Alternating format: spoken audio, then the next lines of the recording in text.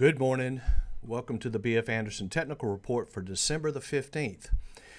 You get recessions, you have stock market declines.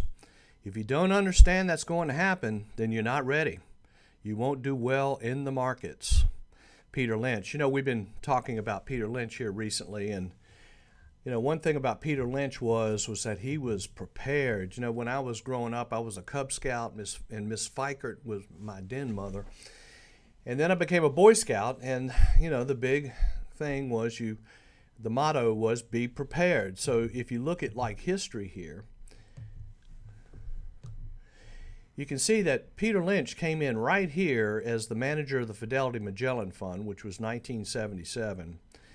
And he had to be prepared. He had to be prepared for a bull market. So this is the time to be prepared. Now, what's going on here with the market, we know that pessimism is very high. And so if you are a contrarian thinker and realize that we're dealing with an auction market, this is important. Now, sentiment, which is a survey, we use a survey done by American Association of Individual Investors, the AAII survey.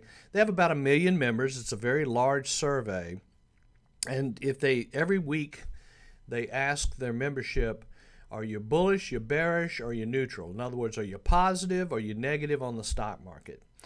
And so if we go back to 2009, which was the financial crisis, we thought we were going to lose the banking system. We had Lehman Brothers going out of business. We had Bear Stearns going out of business. Well, that particular period of time below the zero line, which means more bears than bulls, that lasted for 15 weeks, and then the market made a bottom. Then if we come over here to the COVID crisis, where everybody thought, we were all going to die, that this COVID vaccine was needed. Anyway, this particular period of time below the zero line, which meant more bears than bulls, lasted for 34 weeks. Now, currently, where we are today, now we're entering, we'll get the update today at today's Thursday, so they update on Thursday afternoon. But we're going into the 37th week of pessimism. So this is getting very long in the tooth. Now, what Warren Buffett would always say is be fearful when others are greedy and greedy when others are fearful. And so right now, there's a lot of fear out there. Could be creating an opportunity. Now, I thought this was an interesting quote I just wanted to throw in. Everybody has a plan until they get punched in the face, Mike Tyson. So, with the Federal Reserve, they've got a plan. Hopefully it works out, so hopefully they don't get punched in the face. Let's look at where we stand right now. The NASDAQ continues to have trouble, kind of caught in a sideways movement here. We're still above the lower moving average, which is important, but we need to hold it.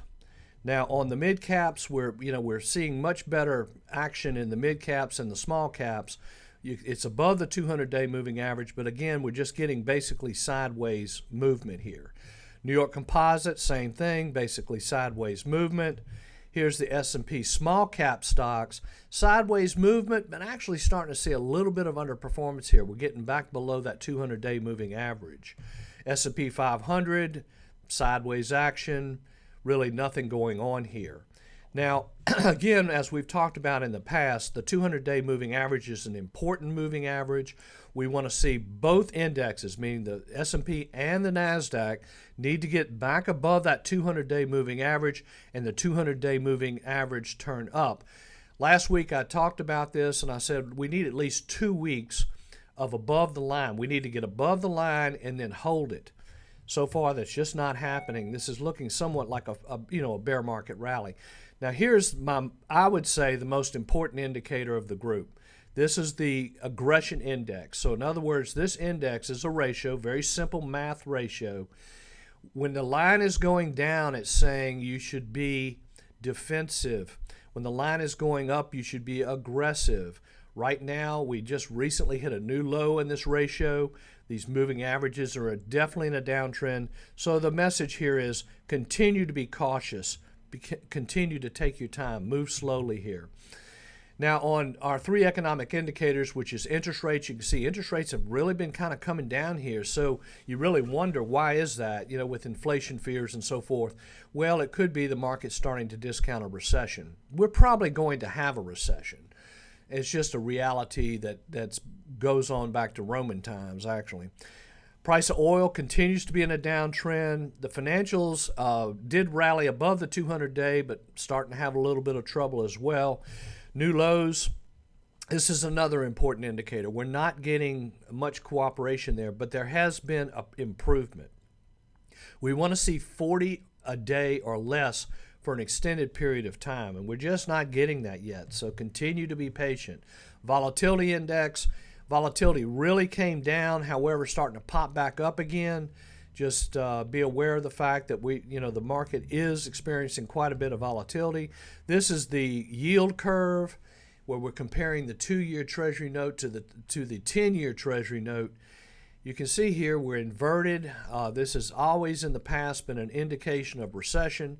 This inversion is deep. It's deeper than the 2000 bear market, and it's actually deeper than the financial crisis. But it continues to be something to be aware of.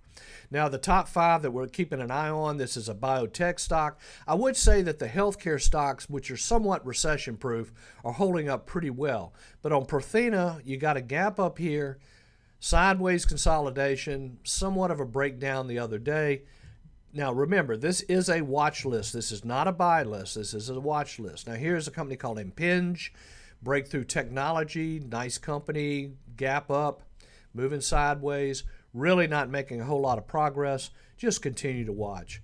Pinduoduo, which is a retailer out of China, actually acting pretty good. The Chinese stocks are somewhat outperforming here.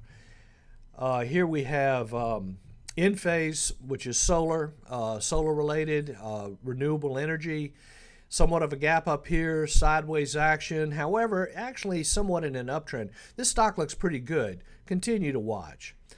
Last but not least, a software company called Nutanix, broke out on a gap up, sideways consolidation, however, has gone into a fairly strong uptrend.